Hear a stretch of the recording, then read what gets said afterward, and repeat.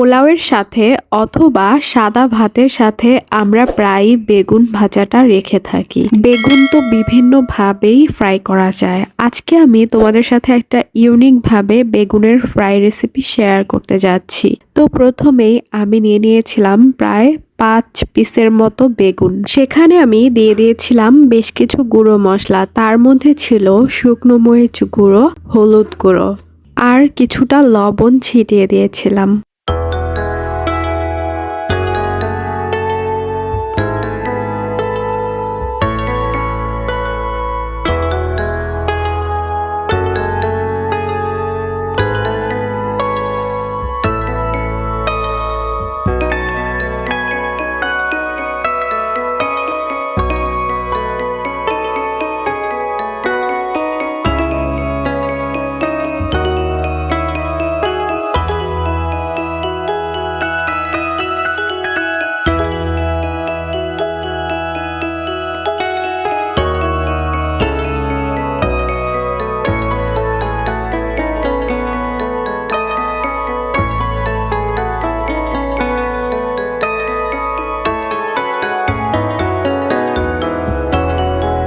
গুঁড়ো মশলা আর লবণ দিয়ে বেশ ভালো মতো বেগুনটাকে আমি মেখে নিচ্ছিলাম। তারপর একটি বাটিতে আমি নিয়ে নিয়েছিলাম বেসন প্রায় 2 চা চামচের মতো। সেখানে দিয়ে দিয়েছিলাম চালের গুঁড়ো, সেটাও দিয়ে দিয়েছিলাম 2 চা চামচের মতো। আর এখানে দিয়েছিলাম ধনিয়ার গুঁড়ো, হলুদ গুঁড়ো আর শুকনো মরিচ গুঁড়ো। একদম শেষে কিছুটা লবণ দিয়ে এই গুঁড়োগুলো সব একসাথে ভালো মতো মিক্স করে নিচ্ছিলাম।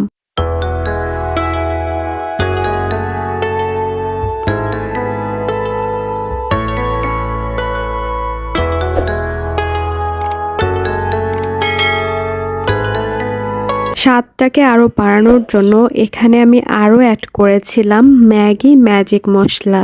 এটা স্বাদকে আরো দ্বিগুণ করে দেয়। যাই হোক, তো মশলা দিয়েও আমি আবার ভালো মতো নেড়ে নিচ্ছিলাম গুঁড়োগুলো। এরপর আমি ওই যে বেগুনগুলো মেখে রেখেছিলাম সেগুলো একটা একটা করে এই গুঁড়োগুলোতে ভালো মতো মিক্স করে নিচ্ছিলাম।